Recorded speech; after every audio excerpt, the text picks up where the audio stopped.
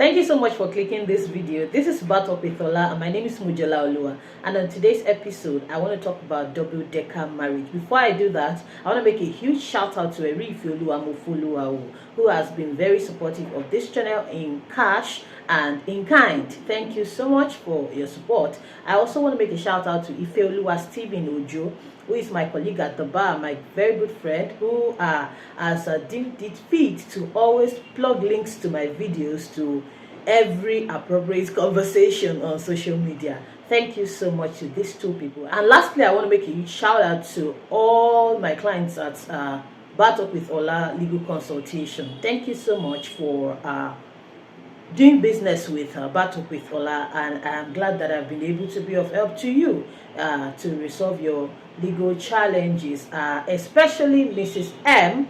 I really wish you good success, and you know what. So today let's talk about double-decker marriage. Double-decker marriage is not a provision of any act or constitution or law in Nigeria, so you would not find it codified anywhere. Rather, it's just a practice that has morphed into what is normal in Nigeria. So what it means is a type of marriage that contains the elements of all the valid types of marriage that we have in Nigeria, or most of it, as the case may be. In Nigeria, we have just two types of marriage. We have statutory marriage, that's marriage under the Marriage Act, and then we have customary marriage. Customary marriage could be the traditional marriage according to your custom, the custom of a particular place. Nigeria is very heterogeneous, so there are different cultures and customs regarding marriage across Nigeria. Or it could be Islamic marriage, so that is also under traditional marriage, or customary marriage rather. So we have those two types of marriages in Nigeria. But when we say double-decker marriage, that means that this particular couple, they are combining both statutory and customary marriage. So it could take any form or any order. Some people would like to do customary marriage first, and then they would go and do statutory marriage, or they would do statutory marriage first and then they would do customary marriage. The most important thing is that you are marrying the same person in the eye of the law, because if you're marrying different persons, some complications might be introduced. But if you're marrying the same person, there's really no order to it. The only thing is that if you do customary marriage first and then you do statutory marriage, the statutory marriage cancels customary marriage. Cancels it in the sense that the statutory marriage is the only marriage recognized under the law. So you might be married under customary law, native law and custom, it's fine, but the law will not recognize that. The law will recognize the one you did under the act, that is your registry wedding, as many people like to call it. But if you do statutory marriage first and then you do customary marriage much later, the customary marriage will just be regarded as say a ceremony or a formality. The important thing is that you've done statutory marriage under the law. In the eye of the law, you are still married under the act. So once you do a marriage under the act, it cancels every other marriage, and it also introduces an element of monogamy. So once you're married under the law, you cannot be lawfully married to another person while that legal marriage subsists. But if you get into a customary marriage, if you do customary marriage alone, you celebrate customary wedding alone, then most customs, a number of customs in Nigeria, native law and custom, they allow for polygamy. So polygamy may be allowed. If the person marries another person, you might not have a case in court, except of course you go to a customary court where you may be asking for one right or one duty to be carried out or the other. But if your culture also recognizes monogamy, then the person will be bound by that. But when you do statutory marriage, you are bound for life to that one person. For life. Please watch the video that I did on Ide and Corbett and Corbett. There are two landmark cases that define or give the definition of marriage as practiced in Nigeria at the moment. So if you do statutory marriage, you cannot marry another person lawfully in the eye of the law. But if you go ahead and you marry another person in the eye of the law, that will be bigamy. And bigamy is a criminal offense. You'll find it in the criminal code.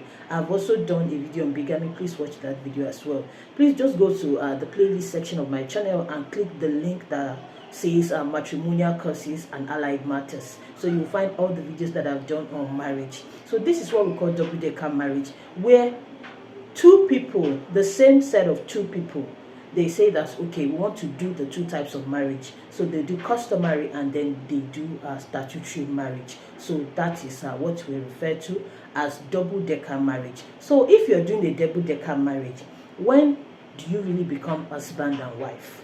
If you do the customary marriage first, because some people have this confusion, especially people who practice a faith where their husband and wife are not supposed to live together or have coitus until they are married. And most of these people too, let me use the Christian faith, what they like to do is they'll do a customary marriage, statutory marriage, then they'll do a church celebration. Matter of fact, some people just do the statutory marriage in a church, because if your church is a licensed place of worship, then you can just go to church and get married and you get a government issued certificate in church as well. But you must check, because if your church is not a licensed place of worship, what you just be doing is getting church blessing, and you just be doing like just a normal service or celebration of life or celebration of happiness, whatever it is, but it will not be a marriage in the eye of the law. It will not be a celebration of marriage in the eye of the law. So if you're going through all these three motions, at what point can we say you're married?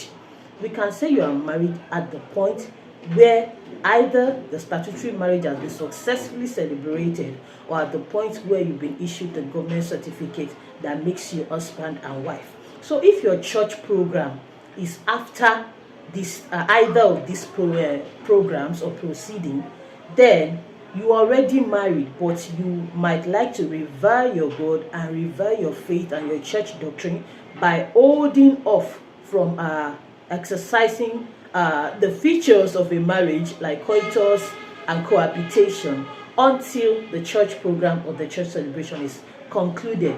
Also, if you do a customary marriage before you go to church to celebrate a statutory marriage in your church as a licensed place of worship, you are already married customarily.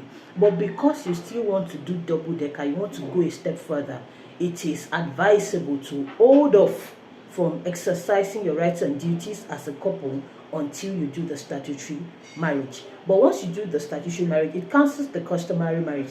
The law now recognizes statutory marriage. You are now married under the eye of the law. You are still married under customary law, but you know that statutory law takes precedence. That's what I'm saying by cancelling out. It doesn't mean that that customary marriage was never celebrated. But if you have a claim in court, you will be standing on the basis of the statutory marriage that you did much later. Same thing if you did it beforehand. The customary marriage will just be a formality.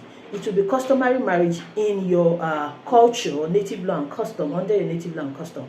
But in the eye of the law, it will just be a mere celebration because you are already married in the eye of the law. So if you're doing a double-decker marriage and you still want to go to church for celebration or to your licensed place of worship, or even maybe you want to do a statutory marriage at the registry and then you still want to do your nikah, then you should respect the dictates of your religion. Hold off from exercising your rights and duties as a couple until you complete the entire process. Else, just don't do it. Just do one thing and move on with your life. So you are married. Once you have celebrated either of these two, you are already married.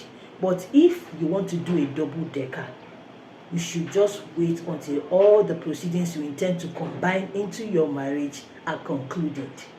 That's all I have for you in this video. I will see you in my very next video. Don't forget to subscribe and ask your questions in the comment section. Don't forget that if you have a personal challenge, legal challenge that requires a tailored solution, you can always click the link in the description box to book a paid session with me. And I will always see you in my very next video. Toodles!